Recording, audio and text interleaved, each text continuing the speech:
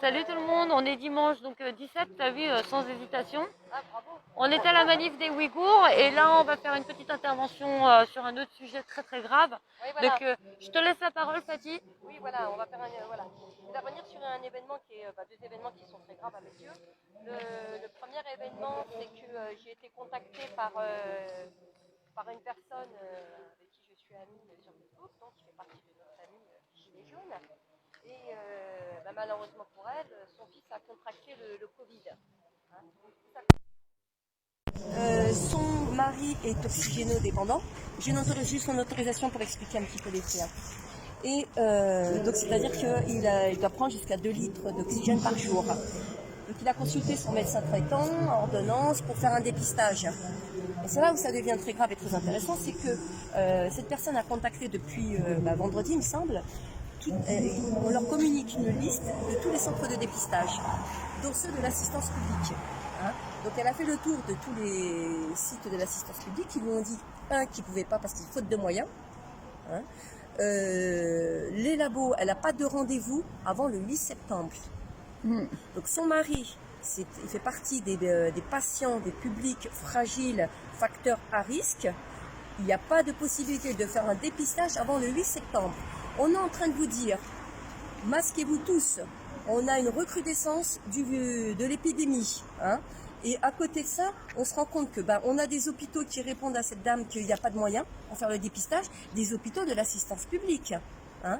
On a des labos qui eux aussi disent qu'ils sont débordés, ils n'ont pas de place avant le 8 septembre. Alors certes, il y a peut-être les vacances, mais du 15 au 8 septembre, ce monsieur il est oxygénodépendant. Donc il a une maladie orpheline qui touche ses poumons. On va attendre quoi? Qu'il arrive à un stade critique, parce qu'on lui dit que sinon il faut qu'il se présente aux urgences quand il a des symptômes. Bon, on sait très bien, l'histoire nous l'a démontré, que quand ils arrivent, une fois qu'ils ont déclenché les symptômes, dans la mesure où déjà, leur vaccin il est dans les tiroirs, mais quand même pas encore mis en place, ou alors ils vont peut-être s'en servir de cobaye de ces gens, ils veulent pas mettre en place le protocole de monsieur le professeur Raoult. Donc ils vont attendre quoi? Qu'ils soient en détresse respiratoire, et ça va aller très vite avec une personne qui présente une maladie pulmonaire. Ils attendent que ces gens finissent aux soins palliatifs. C'est ça où ça va pas. C'est là où ça va pas. Donc on nous a dit il y a quelques mois en arrière, je sais pas si tu te rappelles, que finalement en termes de dépistage, on était au top, qu'ils allaient faire je sais plus combien de dépistages par semaine. Déjà il y a quelques mois en arrière, mais qu'il fallait pas s'inquiéter parce qu'ils allaient augmenter le nombre de dépistages à ce qu'on arrive à un niveau équivalent de ce qui se faisait dans les pays à l'extérieur où il y avait des dépistages massifs. Donc on peut se dire bon ça va, on est confiant puisqu'ils nous l'ont dit, hein, entre guillemets. Hein. C'est comme l'histoire des masques. Donc c'est soit ils sont criminels, soit ils sont criminels.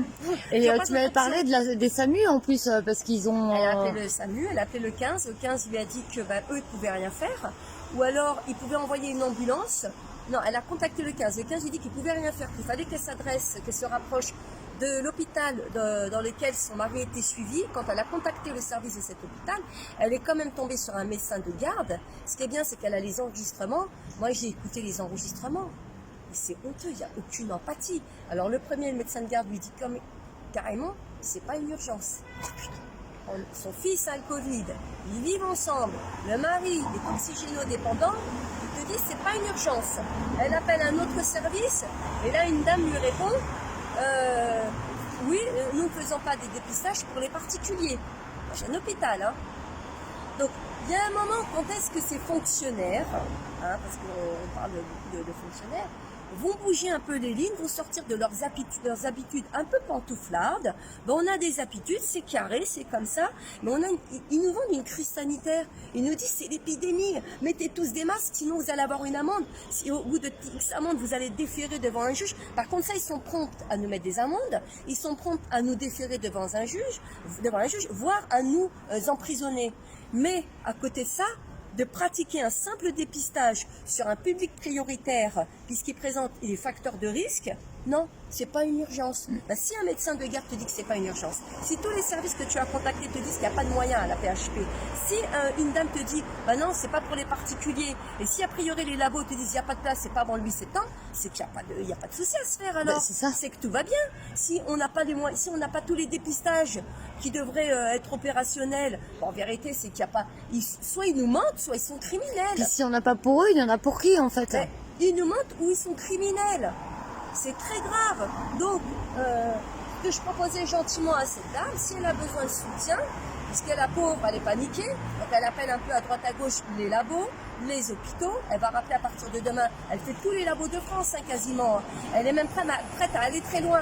J'ai envie de vous dire que leur responsabilité à ces gens-là, qui lui ferment la porte, qui ne font pas montre d'empathie, ni d'humanité, ben leur responsabilité pénale, elle devrait être engagée si jamais il arrivait quelque chose à son mari, ce que je n'espère pas. Parce qu'il y a eu trop de morts.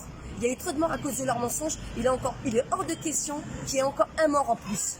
Surtout qu'ils nous ont dit, on a tout ce qu'il faut, on a tous les dépistages, on a tous les masques, on est prêt, etc. La preuve en est que non. Donc, j'ai proposé à cette dame, s'il faut, eh ben, on est prêt à l'accompagner devant le ministère de la Santé, on rentre à l'intérieur du ministère de la Santé parce que nous sommes devant des événements très graves et sollicité à rencontrer Olivier Véran.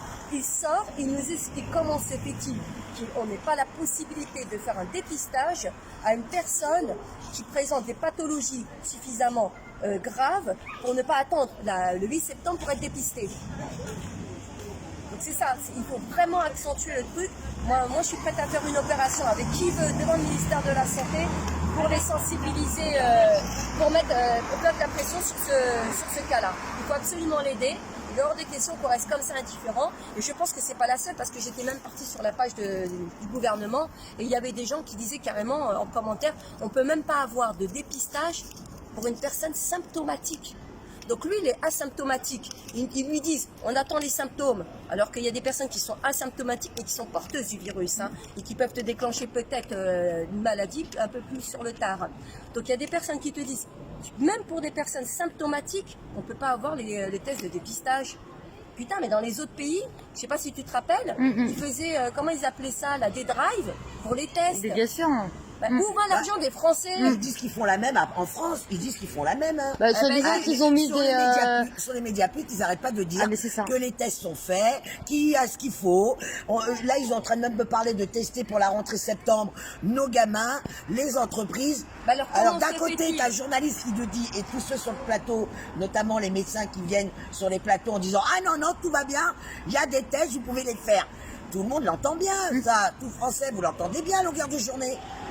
Qu'on m'explique celle-là, cette situation. Il faut absolument sur leur page, tous ces témoignages, il faut les balancer sur leur page. Sur leur page. Il faut arrêter d'en parler entre nous. Voilà, ils ont des pages, ces gens-là. Tous ces témoignages, on y va tous. Parce qu'une personne qui parle, c'est pas suffisant. En revanche, même si on n'est pas tous, parce qu'on habite sur des endroits différents, l'autre il habite à Perpète, en province, etc., donc il ne peut pas se déplacer à nos côtés, hop, allez sur la page d'Olivier Véran, allez sur la page de Jérôme Salomon, allez sur la page du ministère de la Santé, allez sur la page du gouvernement qui s'occupe de cette crise sanitaire. Et mettez vos témoignages. Vos témoignages. Voilà, et témoignages. Et pour aller plus loin, c'est effectivement toutes les personnes qui témoigneraient peut-être nous rencontrer pour faire une action commune devant le ministère. Voilà. Aucun problème. Voilà. Il est hors de question, je le dis bien, je le répète, là-dessus je suis très ferme. C'est fini. Là, moi, je n'en peux plus. Je suis arrivée à un stade, je n'accepterai plus.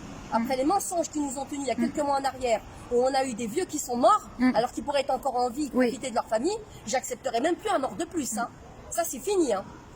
Donc c'est soit tout le monde, on se soulève, on se réveille et on se dit non, il y a quelque chose qui est très grave. D'un côté, on nous oblige à mettre des masques, ils se moquent de nous, ils nous manipulent. Telle rue, tu peux porter le masque. Tu dois porter le masque. Ah mais telle rue, tu dois le retirer. Mais ils s'amusent avec nous, ils s'amusent avec notre santé, ils nous mettent en danger. Alors que même le président qui doit être le garant de nos droits, que ce gouvernement doit être le garant de notre santé, c'est bien le contraire à lequel on assiste. Donc il est hors de question qu'il y ait un mort de plus.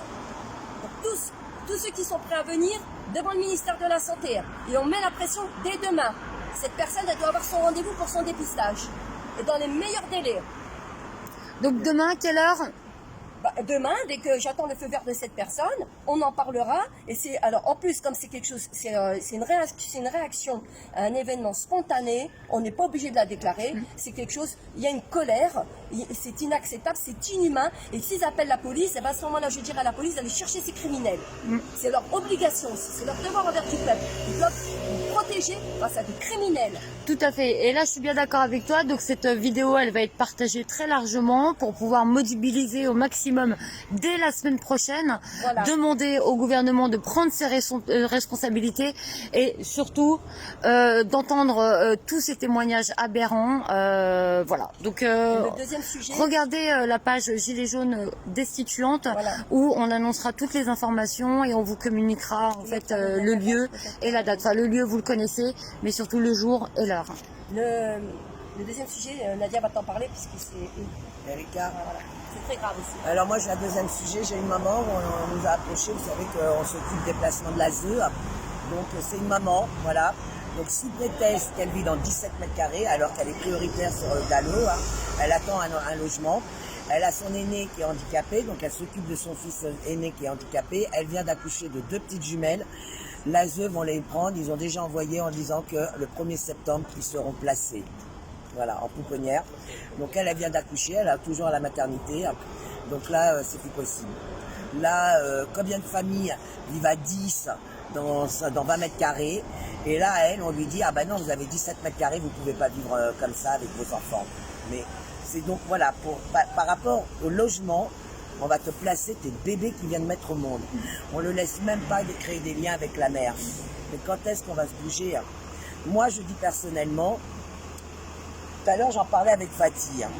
Je vais encore paraître méchante, mais je me dis, heureusement que je rencontre ces femmes-là qui sont courageuses et qui demandent de l'aide et qui feront tout pour se battre pour garder leurs enfants. Mais il y a la moitié des Français, j'ai envie de leur dire, vous mériterez qu'on vienne chercher vos gosses. Vous mériterez de subir ce que ces femmes subissent et ces pères subissent pour que vous compreniez. Par contre, je ne serai pas là pour défendre votre dossier. Je ne serai pas là. Voilà. Parce que là, aussi de souligner, c'est que dans le cas qui vient d'être exposé, d'ailleurs on va la contacter, cette dame, ouais.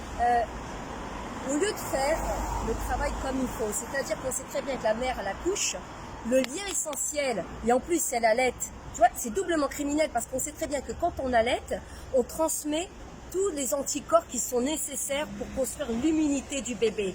Donc au lieu de faire en sorte que ce lien-là, à tous les niveaux, il le lien entre mère-enfant, cette possibilité de nourrir, de transmettre cette immunité naturelle, eh ben on va le couper.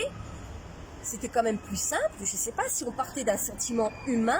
De lui trouver un appartement, mais adapté. complètement. Et en plus, elle est prioritaire parce qu'elle est Dalo. Elle a fait une demande loi Dalo pour laquelle elle n'a pas de retour, elle est prioritaire. Elle a un enfant déjà qui présente un handicap, donc elle a besoin d'avoir un appartement adapté par rapport à son premier enfant. Et là, elle va accoucher. Donc ils avaient, entre le premier enfant qu'elle a eu, plus la grossesse et là l'accouchement, ils avaient largement le temps et les moyens de lui proposer un appartement adapté. Mais c'est là où je me pose la question. On peut laisser, comme dit Nadia, des personnes dans des appartements à 10, ça leur pose pas de problème. Mais des bébés, ça leur pose un problème, bien que ça prenne moins de place. Bah, c'est qu'il y a une volonté de récupérer les bébés, hein. On est bien d'accord. Et comme tu as dit, c'est la question de moyens. Parce que moi, qu'on m'explique, tu me dis que la mère, elle n'a pas les moyens, ok, elle n'a pas l'appartement suffisant. Par contre, tu vas prendre les enfants qui va à la communauté, va nous coûter une blinde pour les placer en pouponnière.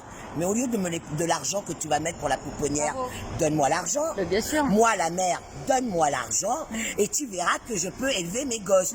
Donc, d'un côté, tu me fais comprendre que vous n'avez pas les moyens de m'aider. Par contre, vous avez les millions pour placer mes gosses. Donc, on revient encore une chose. On revient toujours. C'est un business. C'est ça, parce que, en fait, je vois pas d'autres... j'ai encore appris... Attends, excuse-moi, mais dernièrement, j'ai encore appris pire. J'ai appris qu'il y a des enfants, écoute bien, il y a des enfants qui sont enlevés, par exemple, des enfants qui sont enlevés à Paris et qui vont être placés dans des départements où, justement, il n'y a pas trop de placements pour que le département demande plus d'argent dans les caisses. Tu te rends compte?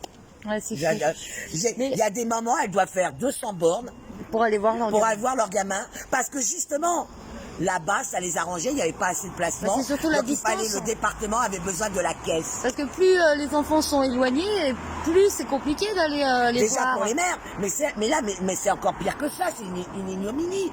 Tu es en train de me dire que tu vas mettre mon enfant à 200 km pour que le département puisse toucher de l'argent. Ouais, c'est une Donc, mafia. tu Ben te oui. fais de l'argent sur mon gamin que tu m'as retiré. Ouais, c'est fou. C'est une mafia, ça, c'est pas possible. Et ben c'est ça ma fille, Et- c'est ça ma puce. Et c'est ça. Et moi, et toutes ces histoires-là, moi, elles me rendent malade, je Mais n'en bien peux sûr, plus. Mm. Vas-y. Non, mais je connaissais pas l'histoire de cette maman, mais effectivement, si on avait des institutions bienveillantes, au lieu d'aider une femme, ils détruisent 4 personnes. C'est Bravo. toute la famille qui Ils détruit. détruisent 4 personnes. Donc c'est forcément malveillant. C'est forcément des intentions mercantiles et au détriment de l'humain, de l'humanité, Et de la l'âme famille. et du cœur. Et de la famille. Voilà. Et après, on te le vend comme dire, ah mais c'est pour le bien des enfants. C'est le bien de mais quoi comment on peut... Il est où le bien des enfants? Sincèrement, je vous invite à lire Boris Cyrulnik qui explique très bien quels sont les liens que l'enfant a avec sa mère dès lors qu'il commence à avoir 3 mois et qu'il est dans le ventre. On explique les liens olfactifs, entendre le son de sa maman.